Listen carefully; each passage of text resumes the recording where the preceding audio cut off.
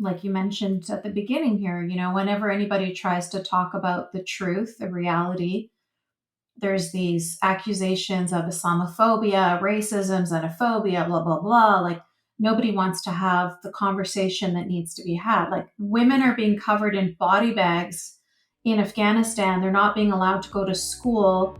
And the response is, yeah, but that's their culture. Hey everybody, you're listening to Chatting with Candace. I'm your host, Candace Horback. So I took a bit of a hiatus. I had a second baby and I've been just enjoying all of those snuggles. So that is where I have been and why I have not updated. I'm holding a bunch of episodes kind of in queue right now. They're going to all kind of drop at the same time, but this episode was time sensitive and felt very important. So I kind of wanted to push it ahead of the line and put it out while everything else is being recorded and organized.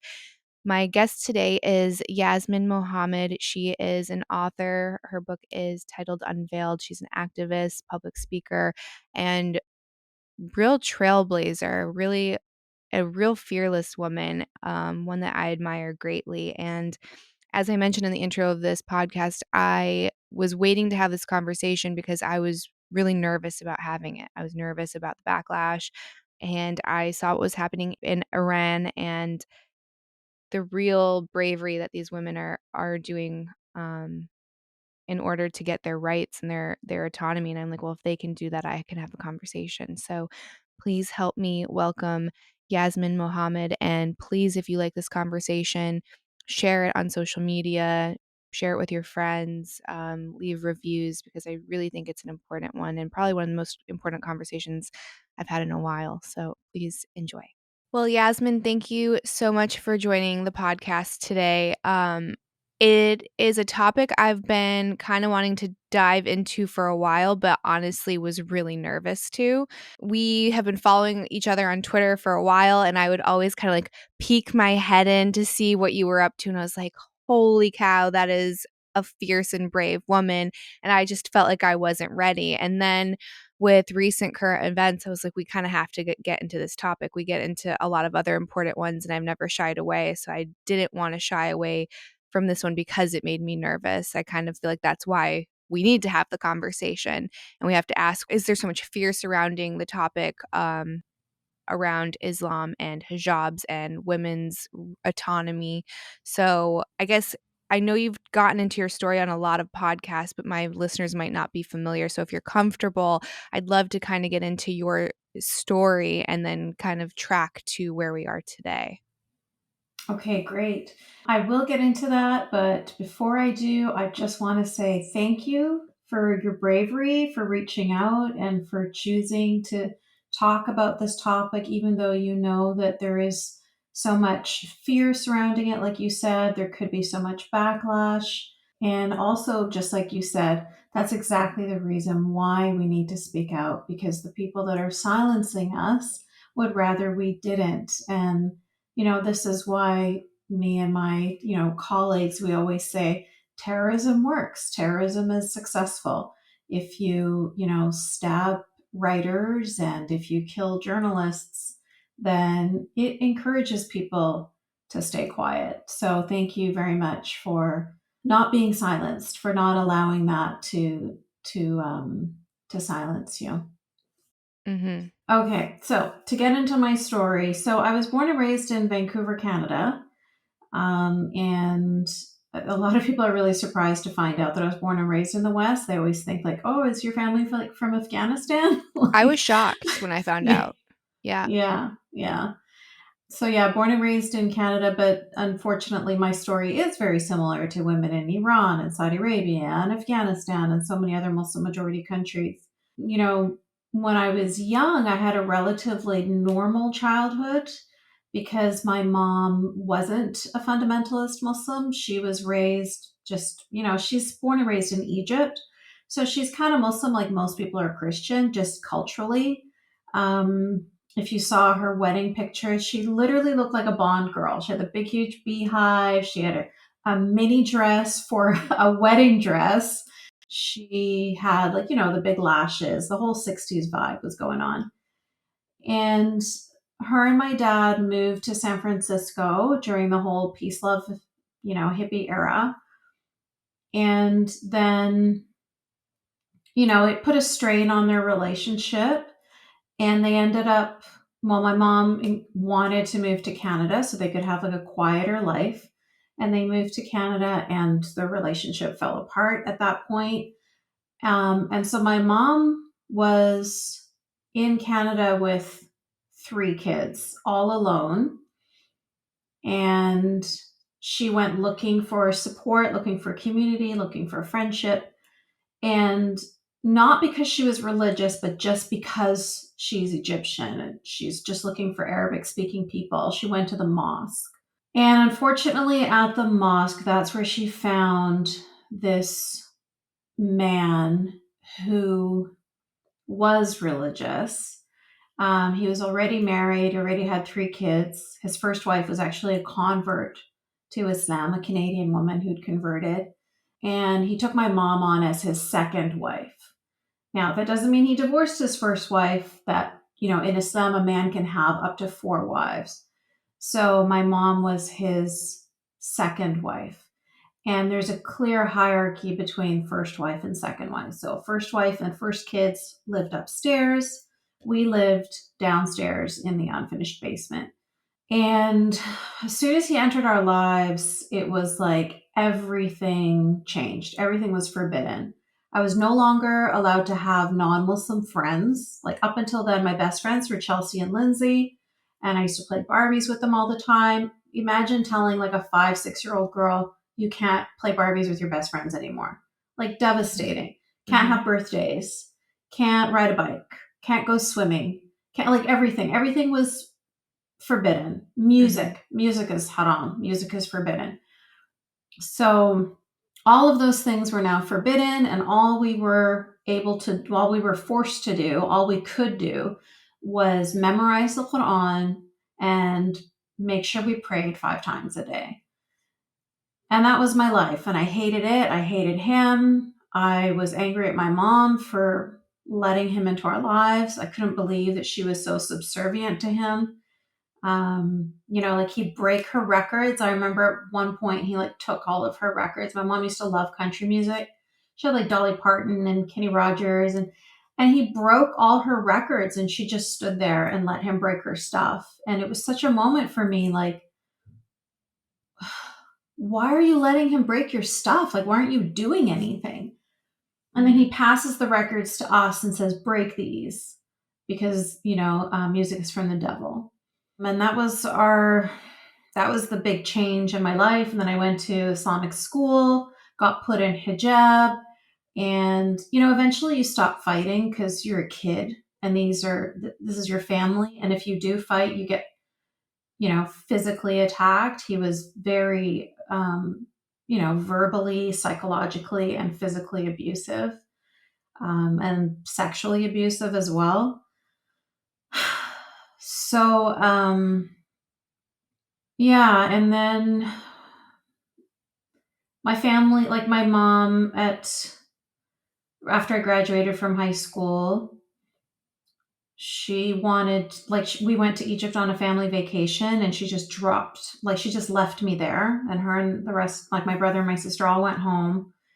And when I talked to her on the phone after, like, why am I here? Why did you leave me? And she's like, well, because if you're in a Muslim country and you're surrounded by Muslims, then you'll basically stop resisting. Like, she wanted me to stop having non-Muslim friends. She wanted me to stop wanting to watch non-Muslim movies and to listen to music and to basically live like everybody else around me. She wanted me to stop resisting. She wanted me to just submit, which is the definition of the word Islam, submission. And when I was in Egypt, they tried to get me married off to my second cousin. And I was able to maneuver my way out of that and get back to Canada, where she had chosen for me another man who she said, quote unquote, was strong enough to control me. And so she chose a terrorist, a member of Al-Qaeda. And it was the marriage, as you would imagine, right? Like all the abuses from my childhood just continued, just with a different man. My mom standing, letting it happen the same way she did when I was a kid. There was really, it was just a continuation. And then I had a daughter with him, and that's what made me find the strength to get away from him to protect my daughter. I didn't want her to live the same life that I had just lived. And it, through a series of honestly, if not for like the flutter of a butterfly's wing, I wouldn't be sitting here talking to you today. So I detail it all in my book, but I was able to get myself and my daughter out of there and go to university and start my life. I'd say over again, but it wasn't even over again. It was start my life for the first time. Mm-hmm. And yeah. And so I stayed quiet for many years because the punishment for leaving Islam is execution, and that can be carried out by any believing Muslim. It doesn't have to be any kind of state authority or anything. So my mom had already threatened to kill me when I took off my hijab. So my daughter and I just moved a lot, changed our names, stayed as quiet as possible. I knew he was in prison in Egypt, so that was really good. I felt safe enough. But, he's Al-Qaeda. He's a huge network. I didn't know who he was going to send after me. So we still had to be careful. Yeah. And then I finally, after about 15 years of leaving the religion, I finally decided to start writing my book, essentially because I saw that, like you mentioned at the beginning here, whenever anybody tries to talk about the truth, the reality, there's these accusations of Islamophobia, racism, xenophobia, blah, blah, blah. Like nobody wants to have the conversation that needs to be had. Like women are being covered in body bags in Afghanistan. They're not being allowed to go to school. And the response is, yeah, but that's their culture. Mm-hmm. Absolutely insane. And so, whenever anybody tried to speak up, I'd be hearing things like, oh, you're just a white American man. What do you know? Straight white male, this and that. And so I thought, well, here I am, brown skinned Arab woman, and I'm going to say the same thing and make it harder for people to scream me down. They still do. But, I was going to ask, do you feel like you get dismissed as often? So I've listened to your podcast with Sam Harris, and one of the things that I think is amazing about him is he doesn't let people tell him what conversations he can and can't have just because of who he is and his immutable characteristics. He's like, yes, I'm a straight white man, but I'm still allowed to be educated in these topics and have, very well-rounded opinions. And I'm just curious, they don't have that weapon to knock you down. Like you said, like you're brown, you came from the religion. When they have this discourse with you, what is their rebuttal? Because they can't really straw man you like they can someone like me or someone like Sam Harris. They still find ways. Like they'll say, you're an Uncle Tom, you're a native informant. Like they tell on themselves really because they show their own bigotry, their own racism when they talk to me that way. I've actually been, never in my life have I been called a sand N-word by somebody from the conservative right or like the supposed where the racists are. Mm-hmm. But I've been called that from the left many times. Mm. So it's really interesting to see, those that keep on calling, screaming out the word racism and, trying to convince us all that they're anti-racists, when in actuality, they're the ones who've been most viciously racist. They currently are the ones that are being most viciously racist. You can see that with any human being that speaks up who doesn't agree with what their ethnic group is supposed to agree with. They don't see us as individuals. We're not allowed to be individuals. They're allowed to be individuals, but we're not allowed to be individuals. We have to be part of whatever group, you know what I mean? Like like a group of animals in a zoo or something. And here in this cage, you see Arabs. And, this is Arab women. They cover themselves in hijab and they are blah, blah, blah. It's like we're not little characters. We are individuals too. We're human beings too. And we're also entitled to our own opinions and our own values. We don't have to follow any kind of script that you think that we should follow because our family was born in country X or because our family follows religion X. So why do you think it is that the narrative in the West has been kind of championing women that are in hijab or in burqas? Because when I was growing up and I was little, that was kind of the narrative. And I think maybe it came out of respect people's different religions and cultures, and these women want to be in them. But it's like, if the entire environment around you is threatening and you can literally be murdered for not wearing it, then how do you know how many women truly want to, and that it's not compulsory, even if it's not by law? Like, again, just that culture around you that's just so heavy. How can you authentically tell who does and who doesn't? Because you have to account for brainwashing just like you would in anything else. So I guess, like, why that such a strong push? Like, you see very prominent celebrities wearing hijab and it's quote out of respect. You see it on magazine covers. And what's interesting is isn't the whole theory behind it is to cover up a woman as much as you can because heaven forbid a man see her and sexualize her. But then if you're wearing makeup and on a cover of a magazine, isn't that kind of the same thing? Yeah, I mean, everything you said is like music to my ears. This is like these are the questions. These are the things that drive me crazy.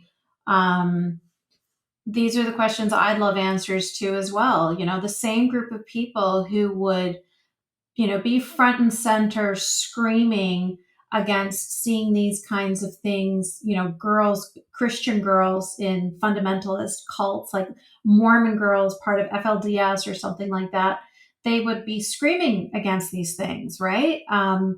The Westboro Baptist Church, yada, yada, yada. But when it comes from an Islamic context, suddenly their brain doesn't work anymore. Suddenly, when they see, like I mentioned, little girls in Afghanistan not being allowed to go to school unless they're covered head to toe. They say that, oh, that's fine. We're okay with that. Little girls being forced into marriage when they're 9, 10, sometimes 7, 8 years old. Oh. Oh no, that's their culture. The wonderful thing about, there's obviously this revolution in Iran is bloody and it's atrocious, Hmm. but it's been it's kind of like shoving in their faces finally. Like these women are burning their hijabs in the streets in front of the IRGC who are standing there waiting with guns and bullets. They couldn't have made it more clear to the world how much they hate this thing that has been forced on their bodies their whole life. They Hmm. couldn't be more clear to the world that this is not a choice, that it is forced upon them. And like you said, yes, it's brainwashing is a huge part of it, but also what we talked about at the very beginning of this conversation, fear. Hmm. Women are afraid. It's not just in Saudi Arabia or in Afghanistan or in Pakistan or in Iraq where women are killed. They're killed in the UK, in the US, in Canada, in France, in Sweden, in Germany. We're killed all over the world if we disobey. And you know, it's not even like there was those two girls in Texas that were killed by their father that shot both his daughters. It was because they wore jeans. You know what I mean? It was like the there was a young girl in Canada that was her father broke her nose, punched her in the face and broke her nose when he found out that she was texting with a boy. Another girl in Canada was killed by her father and her brother when she refused to wear the hijab. Like, we don't even have to do anything other than say, this is my body and I want to dress a certain way or I want to be friends with this person. Like, we don't have any kind of personal autonomy whatsoever. And if the girl tries to do the most minuscule independent act, She's killed for it. And we see this happening all around us. I mean, I went to Islamic school. I've had like every summer there was girls that would go to Pakistan or go to Fiji or go to Indonesia or go to whatever and then not come back again. They were married off, they were killed, they're, a bump in their family's backyard in Canada. I don't know, nobody knows. But this is what we live with, right? Like that fear hanging over us. Everybody's heard of honor killings, everybody's heard of honor violence. It's not so much a part of your like everyday life though, like it is a part of your everyday life when you're growing up as a Muslim girl. You know that you will be killed if your family finds out anything, whatever it is, that you took off your hijab when you went to school, that you have a boyfriend, that you took off the skirt and you decided to wear jeans instead. Like the tiniest, stupidest like infractions. So, yeah, so that's why they say, I like this hijab. It's my choice. I want to wear it. They don't want to be seen as, they don't want the world to know that they're so disempowered that they can't even decide for themselves what to put on their own bodies. It's humiliating. I used to do that. I used to say, yeah, it's my choice when people ask me. Because what's the alternative? Yeah. Admit to them. Like that's humiliating. That I would never want. I wouldn't even admit that to myself. And then probably That dangerous. I'm that this is my life, And so you lie to yourself and you lie to others. And yeah, I mean, when we talk about in the West, that's one thing, and it's difficult. But like you mentioned, there's countries where it's like law enforcement are even keeping these women in line as well, like religious police forces. So that's why you don't hear their voices. It's not because they like it and they're happy and they want to wear it. It's because they are threatened with death to keep their mouths shut or to say what needs to be said, what they were told to say. Yeah, it's really interesting. A couple things. So one of the main arguments is people say that this is such a small percentage and it doesn't accurately represent all Muslims and Islam in general, and that these are the radicals. And then I was watching something that said that's actually not the case based off of polling. It's something like conservatively 20%, which is a lot because it's like the number two or number two religion in the world, number one religion in the world. So we are also acting like this group is a minority when it's absolutely not. And then if you take in that large number, even if it's just 20%, that is a lot of people with really bad, really dangerous ideas. And I don't know what the solution is. I hate like sitting here and talking about a problem and not having any idea, but I think it begins with being honest. Like I know that for sure. I'm not a politician. I don't know my way around law reformations or geopolitics. I'm just a concerned woman. And I see feminists that complain about something like, being misgendered, but then I see someone get killed because of a tiny piece of hair and they don't speak up on that. So I'm like, well, we're living in the upside down right now. And all I can do is, I guess, have a conversation with someone like you who is a lot more informed than me. And hopefully, like you said, a butterfly flaps its wings and something can happen if we all collectively do this. Yes, absolutely. So true. And it's so meaningful. Like, I don't want you to diminish in any way the fact that you're doing this. Like, what the Iranian women are saying is be our voice. That's the statement that they keep repeating. Be our voice, be our voice, be our voice. And we have all sorts of other hashtags like let us talk. They're all around the same sort of idea of like, we're trying to tell our stories. We're trying to tell you how we feel. We're trying to tell you our experiences, our authentic voices from a woman of color. Like, isn't this what you're supposed to value? Mhm. And nobody wants to hear our voices. They want to just follow this narrative that they have in their head of Islam as a religion of peace and whatever other kind of propaganda has been sold to them. They have bought it hook, line, and sinker, and they do not want to let go of this. And they do not want to see the reality in front of their face. So it is so incredibly meaningful when somebody does listen to us and somebody does hear us and somebody does share our stories and share our voices. And, the truth is, Candace, we get silenced so much from our own communities. As I just mentioned to you, like, they want to kill us. They hate, like, women are hated already in this society, in this culture, in this religion. But a woman who speaks up against the patriarchy, a woman who speaks up against the dominant mainstream Muslim thought, oh man, like, they would love nothing more than to slit our throats and to have us be quiet. And so, because we're already being silenced on one end, to be silenced in the Western world, where free speech and free expression are supposed to be so meaningful here too, like it to be silenced on both ends is devastating. It's not just a betrayal of us, like, but it's a betrayal of your own Western values too, like it's a betrayal of feminism. It's a betrayal of freedom of speech. It's a betrayal of liberty. So it is so important to allow us to share our stories and to hear us when we try to tell you our experiences. So yeah, just, I guess, thank you again.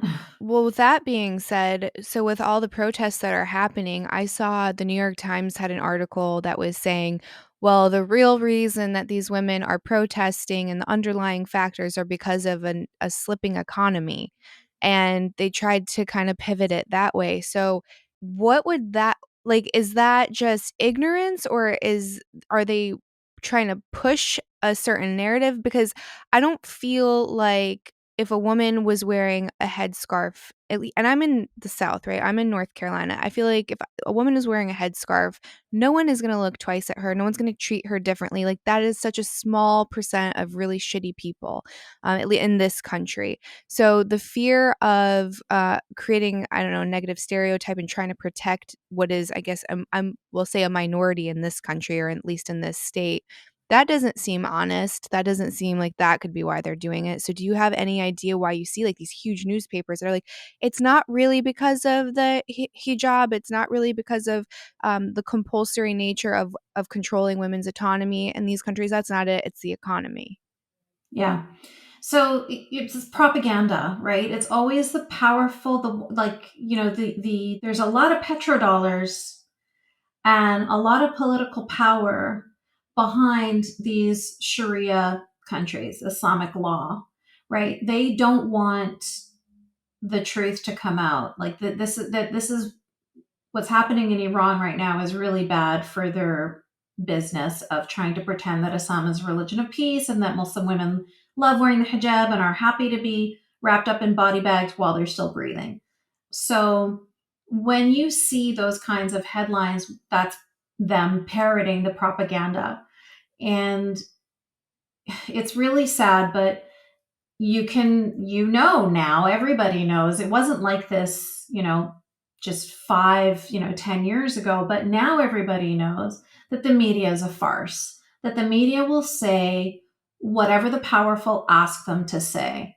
And that's why social media is so helpful for us, because you don't have to rely on the headlines that give you just, whatever bullshit they want to give you, because we're sharing the videos ourselves. Mm-hmm. We have our own hashtags and we're telling you the truth. Iran is an incredibly powerful country. They have like the fourth largest oil reserves on the planet. With what's happening with Russia and Ukraine right now, obviously they're, countries like America are looking for, oil countries to make deals with. And that's been a huge part of the problem. Everybody's screaming at Biden, like, why aren't you doing anything? How are you still sitting down and having conversations with these murderers? Money. That's what it comes down to. And because they're so powerful, they have lobbies all around the world. NIAC is a huge lobby in America. They paid into the campaigns of Biden, Ilhan Omar, Rashida Tlaib. What's your vice president's name? Harris. Kamala Harris. Kamala Harris. They paid into all of these people's campaigns, right? They are massive and powerful.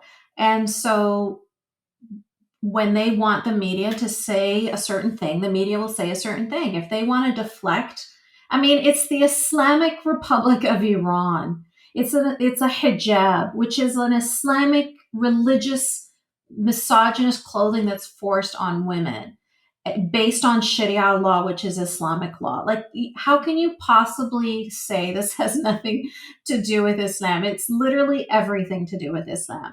And most Iranian people are under the age of 30, and most of them are not Muslim because it's been shoved down their throat by this theocracy their entire life. And so, of course, they hate it.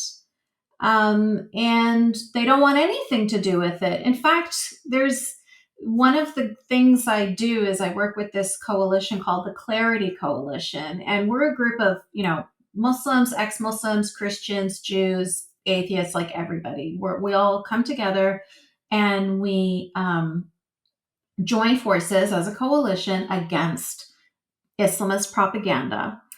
And I was just at a conference last week where I was sitting with an imam from France. His name is Imam Hassan Shalgoumi. He's an imam that deals with death threats all the time because he speaks out against anti-Semitism.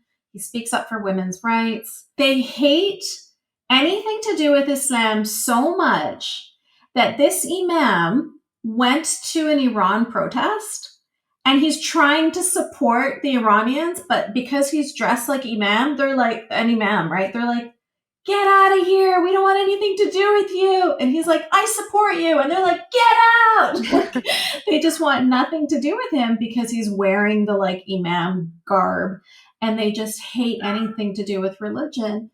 And I was like, it's not personal, but you got to understand, like, they fucking hate your religion. And he's like, yeah, I understand. I get it. And so it's like that. It is very much against Islam. And I would encourage you to look at the social media of actual Iranian people, listen to their voices. There's so many of them. There's so many Iranian Americans, Iranian Canadians, Iranians in France, Iranians in Belgium, that are speaking up for their compatriots in Iran because, of course, they keep shutting down the internet over there. And they're telling the truth. So listen to their voices. Just forget like New York Times or whatever else, legacy media that we used to think were telling us the truth. They're not. They're telling us whatever their lobbyists want us to hear. But luckily with social media now, we can share our own stories. It's almost like we have some foresight that we can tap into. So you were saying the internet's getting shut off over there, and then I saw some people were smuggling Starlink satellites in Yeah. order to get internet, which is incredible. So that's kind of like the decentralization of internet, which it's always been like these huge moguls and monopolies that have owned that.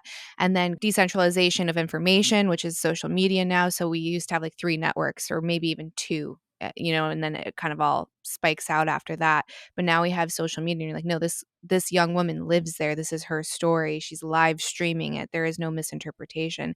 So that's kind of Mm-hmm. I don't know, the beautiful thing about where I see the future going is like these really big inflated things starting to get broken down.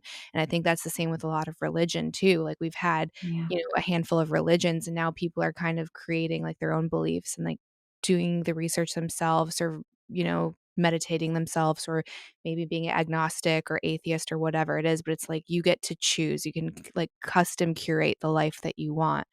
And I'm hoping that the women over there have that opportunity because I did. And I think you've brought this up, and so have so many people. It's this idea that this moral relativism, and it's good for this is fine for me and that's fine for them because they're over there. And I've heard you say, well, if this little girl wasn't brown, if she was, blonde hair, blue-eyed, and she was Christian and they were doing this, would this still be okay? And I wish I wrote the statistics down, but it was something, it was alarming, and I'm sure someone else could look this up unless you might know. I need a producer for this. But the amount of young girls that go to the hospital in Western countries for FGM, and I mean, I get goosebumps. Like that's horrifying, and that's clearly illegal in the countries that it's happening, but no one's doing anything because we have this moral relativism. We're like Yeah. that's their culture. Like, no, who who are we to pretend that that's not okay? That's not universally wrong. Yeah. I don't know, do you have those numbers, like a rough number or no? I was just watching it yesterday. I saw a statistic once that was so insane. I couldn't believe it, but it was like once every hour in the UK. Whoa. Yeah. And what's important to note too is that those are only the girls that have complications. Mhm, The girls that have complications are the ones that end up going to the doctor, end up going to the hospital. That doesn't mhm, even give you the numbers of girls that it has happened to. Now, chances are most of the girls would have complications because this is just being done by some random woman with a razor blade. So it's not like it's not that it would make it any. It's kind of like this. It's not like I'm advocating for it to be medicalized and sterilized. You know what definitely I not. mean? But I'm saying that it. The truth is, it's being done just by random women with razor blades, and so the girls do end up with complications. And the ones that end up coming back to their countries, like in the West, those are the girls that could end up getting medical support. And then, like you said, their families aren't prosecuted for this. Their families are given pamphlets to educate them. You think they didn't know that taking a razor blade to their daughter's genital was a bad idea? You think that Mhm. they need a pamphlet to explain that to them? Like, you don't think that they knew what they were doing? Like, it's so insulting. It really is so insulting. And that's when I was saying, like, if a blonde-haired, blue-eyed couple decided that they are going to cut off their daughter's clitoris with a razor blade, nobody would be saying, "Well, they just need a pamphlet. They didn't know Absolutely what not. they were doing." Like, we would never think that they were so dumb as to not realize what they were doing.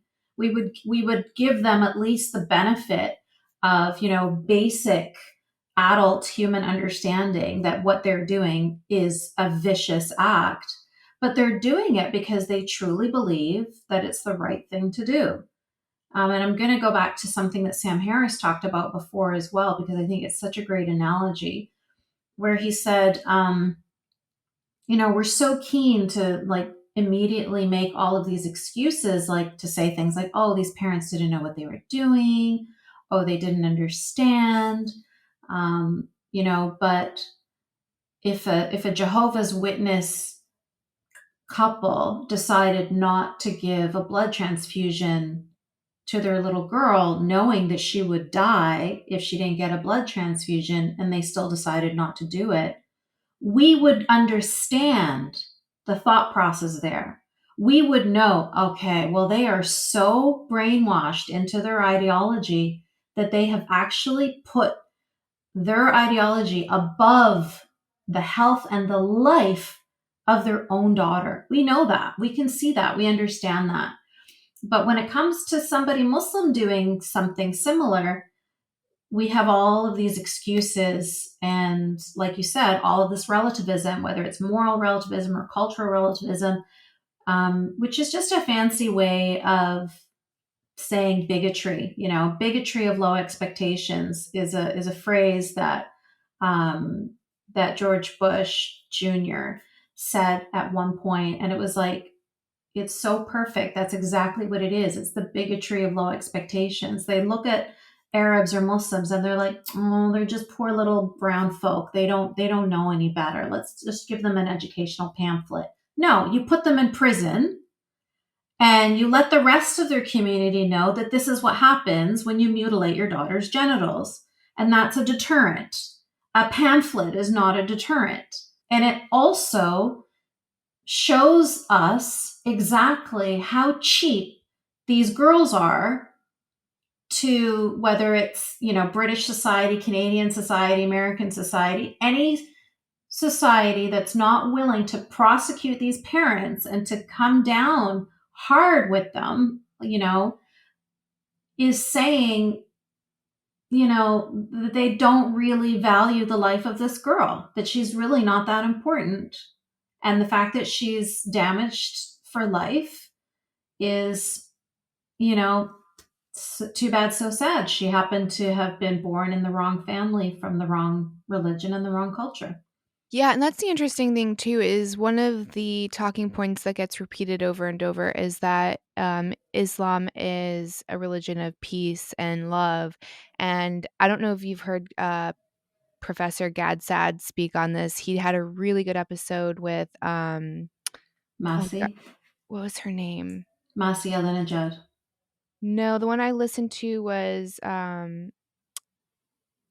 what something Bin Laden. Her Oh, last name Noor bin Noor. Laden. Yeah. Yeah. It was probably 2 years ago now, but it was a really great episode, and I guess he also is Arabic, like, he speaks Yeah. Arabic, and he can read it for what it is, and he was breaking down points in the Quran, and he's like, "No, it verbatim says this," and it is Hmm. not that. It's people that choose to live peacefully and kind of take this religion into an enlightenment that the majority, of other religions have gone through, so obviously in the Bible, it says, gay people are the worst thing ever and you're going to go to hell forever. And it's okay to have slaves.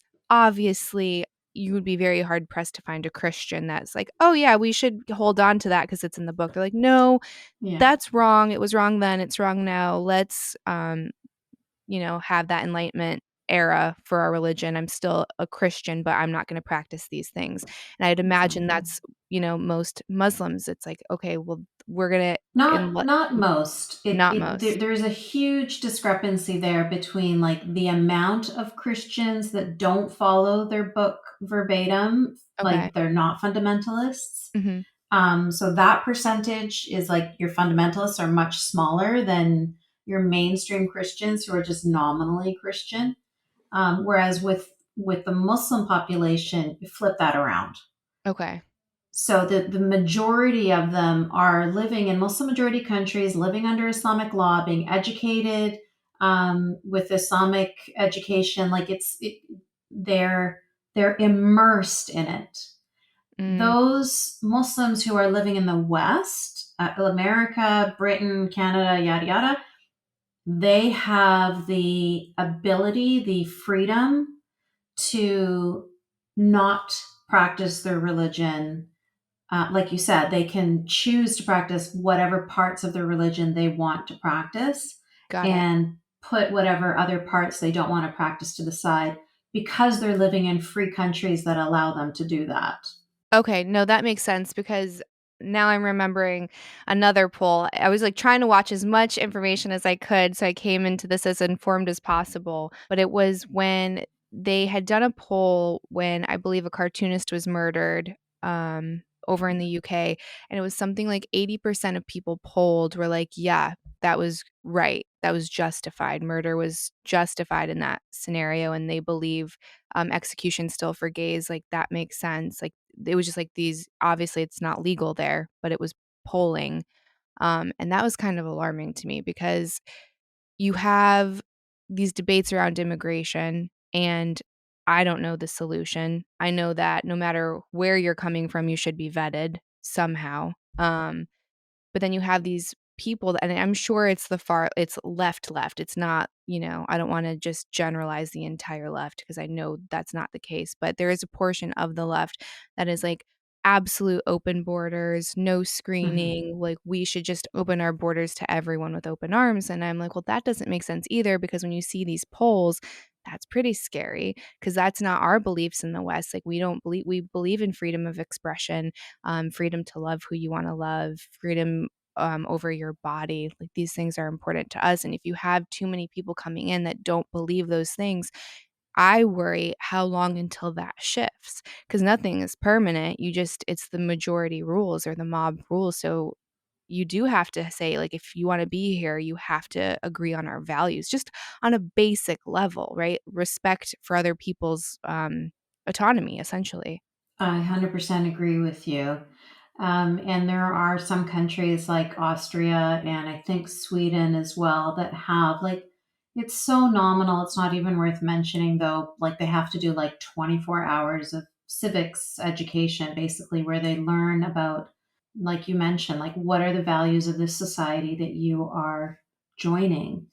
Um, And so then they learn things about what is free speech, what is, women's and men's equality, what is LGBT equality, what is, for, whatever it is, like all of these different values that they are not familiar with, and that they need to know these are the values of the country that you're entering. And if you do not agree, or if you do not abide by these values, then Mhm. you're not welcome to stay here. And Right. that's the only way it can be done. That's the only solution. And there's a lot of like shortcuts, like when Trump was in power, he was trying to do it like by country. Mhm. And I was really opposed to that because my organization, Free Hearts, Free Minds, is all about supporting people living in Muslim majority countries who are free thinkers and who are living amongst people that want to kill them. So I know that you can't go by country because we're individuals at the end of the day, and it has to be an individual thing, and there's no shortcut, unfortunately. I think, and people say things like, "Oh, people can lie, they can pretend." First of all, they don't even know to lie. Like they don't even know. Like it's. Let me try and give it to you in a like sort of Ilhan Omar. You know how she's done so many slip ups with anti-Semitism? She doesn't know that those are slip ups because that's so much a part of the narrative that she's heard her entire life. She doesn't even realize that it's anti Semitic to use these tropes, Got it. you Mhm. know? Um, so it's like that. Like, sure, people can lie. Of course, they can lie. They can try to pretend. But if you have a proper interview where you talk to people and you ask them questions and you just dig a little deeper, you're gonna be able to tell, um, where this person's thoughts are, what are their values. And that's what we have to do. We just have to do that before you invite people into your homes. Right. You have to let them know, like, this is our home, this is how we live here. If you're welcome to join us, but these are our values. And I don't know another way that you could do it. I mean, unfortunately, what you mentioned about open borders, yes, it is a very small minority that do believe that, but the reality is that's happened already. That happened once Germany flung open its doors, and let in millions of migrants from all over the world claiming to be from Syria. They don't stay in Germany, right? There's open borders in Europe, and now they're everywhere. And now all of Europe has a big problem on its hands. You let in people that didn't have anything keeping them at home, that they were mostly young men between the ages of like 18 and 25 or something like that. They'd have to be like unemployed, like nothing keeping them at home. This is the worst of society. The people that can just be like, yeah, I'm just going to go. Um, and if they actually were refugees from Syria, then of course, Mhm. we would want to help people as much as we can, especially Yazidis, people being made into sex slaves or child soldiers. Like, yes, let's open our doors and let these people in and give them refuge. But the problem was we opened the door and just let every random Tom, Dick, and Harry in, and now nobody even knows which way is up. And that is the truth in so many different areas is which way is up. So there's this parallel. So when I was trying to read about what was happening in Iran, I saw that there's morality police. And at first I was like, is that just what we're calling them? That just seems like a really weird position or department to exist in. It's real. It is a morality police. It almost feels like some people over here in the West are trying to implement that and trying to have that institutionalized. What's that like from your perspective when you see people kind of volunteering for something like that? To me, that is so absurd. I can't wrap my mind around it, so I'm just curious what your perspective is on that. You mean about the morality police in Iran, or you're talking about here? Here, in like a sense, it's obviously not official like it is over there where you're getting arrested and murdered for it, but it's almost like you have people trying to facilitate that online in social spaces. Yeah. Yeah. So cancel culture, I guess, is Right. what it's being commonly called here. Yeah, I have such a low threshold for that, to the point that when, you know, in Canada, people were really policing each other over COVID like crazy. Like, can you lift up your mask, please? Like, this isn't exactly 6 feet. Like, oh God, don't let your dog touch my dog. And it was just like insane. And I said to my husband, like, this reminds me so much of being Muslim. Like, it was that same kind of like policing, that cult mentality of everybody like Big Brother watching all the time, making sure that everybody is following the rules. Did you sanitize? Did you know what I mean? Like, it was Mhm. just so overbearing, so controlling. And I feel the same way about any of these policing, obviously, policing of people's language. Mhm. I mean, some of that policing of people's language is just, it's just ridiculous. Like, people are being canceled for using the word idiot because it's ableist. Like, who's making these decisions, and who is allowing this stuff?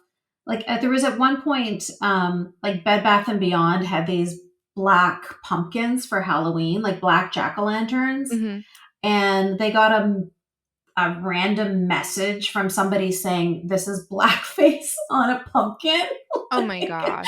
and so they issued an apology and they took it off the shelves. And I'm like, this is on you, Bed Bath and Beyond. This is on you for like listening to a stupid person and then feeding their stupidity, like empowering their stupidity by saying, oh my gosh, we're so sorry, we're going to take it off the shelves. Like, no, you don't. You do not respond like that to madness. And we've No. just been doing that for so long. People have been saying crazy things and we're just like nodding in approval. Like, what's crazy is that when we're trying to say very normal, basic truths, and nobody wants to listen to us. So, but then other people are saying like the most insane things, and everybody is smiling and nodding and appeasing them. Like, It's this uh, whole postmodernist era where there is no truth is what people are trying to say, and I feel like some people feel stupid when they hear that and they're like, "Oh, well, maybe there isn't, and maybe I'm the dumb one." Like we tend to blame ourselves and elevate others for some reason. We think other people are more educated or informed, and that's not always the case. Like sometimes you do have an intuition for a reason, and there are absolute universal truths, and you can yeah, feel it in your gut. And I think that we don't give that intuition enough respect at all, and for some reason we've lost trust in ourselves. I saw this thing going around on Facebook. There was this police department that had their horses dress up like ghosts, and they got in trouble for that. They had to take it off of Facebook because they were saying it looked like the KKK. But it was like clearly the officers were just trying to have their horse dress up in a costume, and it was cute, and all these kids were taking pictures. But it's we can create the reality that we want to see. Like if you're looking for everything to be racist or homophobic or the boogeyman, you're going to find it. So you have to decide, do you want to live in this perpetual state of offense, or do you want to hmm look at things lighter, happier, and truly like what tolerant was supposed to be, not like this so tolerant that we're intolerant, because that's where we are yes, now. yes, yes. That's really well said. Yeah, we're so tolerant that we are intolerant. Absolutely. And I feel that way on a lot of issues, but I obviously feel that way on women's issues lately too, where, I am a huge, like, I will fully support um, men, women, trans men. But then it's like, well, then that means you have to also agree that women can have penises. Well, no. Well, that Mhm. means you have to also agree that, biological males can be put in prison with women? No. Or Mm-mm. especially if they're sexual offenders. You know what I mean? Like we're not, we're expected to be in one of these two extreme camps. We're not allowed to have nuance. We're not allowed to use our brain, like you said. Like it's like these are just supposed higher powers telling us these things, and then we're just, we have to accept it. And if we don't accept it, then we are ex-phobes, whether it's Islamophobe, transphobe, whatever phobe. And I completely reject that because I've always, this is what, ever since I started speaking out, I've always been the minority within the minority anyway. Like I'm used to being attacked from all sides, and people telling me that they think I'm hateful or whatever because I'm sharing my own personal story or whatever it is. So it's kind of like I've developed a thick skin to that, um, and I also know that I am very, very open. After being Muslim, after being part of literally a cult where you're told what to think and what to believe and what to, how to drink water, how to put on shoes, how to go to the bathroom, how to cut your toenails. There's no thinking involved. And so I have spent a lot of my life thinking and looking at things from every angle and not expecting to find the answers in a book, but in many books and in many different places and many different conversations, and always staying open to my opinion changing depending on the evidence that's put in front of me. And so it's so insulting to me when somebody tries to convince me that I need to agree to some ridiculous statement that they're making when I've done my homework and I'm very clear about where I stand. I mean, sometimes it doesn't even have to be done my homework. Like women don't have penises, I can say that. Right. You can Well, ask a not kid in maybe preschool. now on Twitter, on Elon's Twitter, you can say that, but just a couple weeks ago, you could not say that. Yeah, yeah. Like it's just, that's not diminishing trans women in any way. That's just saying trans women and women are women. And, a lot of people have now brought that into the Iran issue as well, with like Iranian women can't opt out because I think it was like Eddie Izzard, or I can't remember who, some popular musician from the 80s was saying something like, put on heels and I'm a girl, and I put on flats and I'm a boy. And I'm like, well, isn't that nice? You know what I mean? Like, oh, so I guess I was a boy today because I was wearing flats. I had my Converses on. So you can't opt out of who you are. Iranian women can't opt out of being a woman, that suddenly the religious police or the morality police aren't going to throw them in prison over hijab. Like women have so many obstacles and so many atrocities that happen to us simply because we were born women, and we have our own sex-based violence. Hmm. And it's incredibly like dehumanizing to diminish that and pretend that womanhood is just a feeling or just a pair of shoes. That has to be one of the worst things to hear from someone in your position, is that, sex and gender are a social construct, because I would be like, if it were that freaking simple, then all of these women wouldn't be in danger. All of these women would have a choice because they would wake Exactly. up in the morning and say, well, I identify as a man or non-binary, so these rules don't apply to me. You can't put me in jail. I mean, I'd be like, how dare you? Mm-hmm. Mhm. Mm-hmm.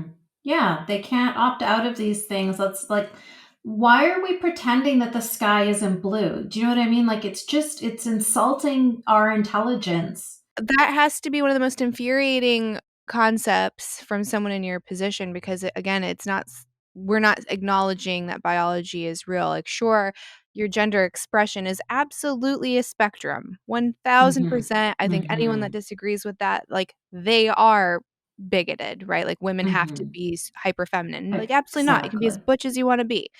Um, Exactly. but the fact that biology is real and that you are born man or woman and that's how you are Hmm. going to die, we need to agree on these basic pillars of reality. Otherwise, how do we Yes. even begin to have a conversation beyond that? If we can't agree on like the fundamental principles of like this is biology, how do you get into philosophical conversations? And maybe that's the whole point.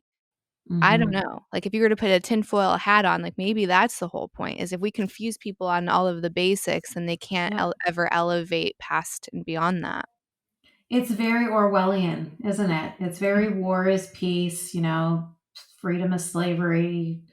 The thing that I see happening right now in Iran and with your story is, like, these young women who have a very real risk of, violence and, like, a real consequence for, your actions, your voice, and telling your story is how. And I don't even know if there's a way to articulate this, but how would you tell someone else to, like, to discover that within themselves, to find that fearlessness, to maybe find something that's, like, driving you to do it? Like, how do you get to a point where you can step out with consequence and say, like, "No, the sky is blue, this is my story, and this is wrong?" I think that the best way we can do that is just to lead by example, to continually be as, you know, to be brave, like to push past the fear and to still say what needs to be said and still do what needs to be done. And that will encourage others. It's hard to be at the pinpoint. It's hard to be in the first, on the front lines. But the more of us that are out there, the safer it is for the rest of us.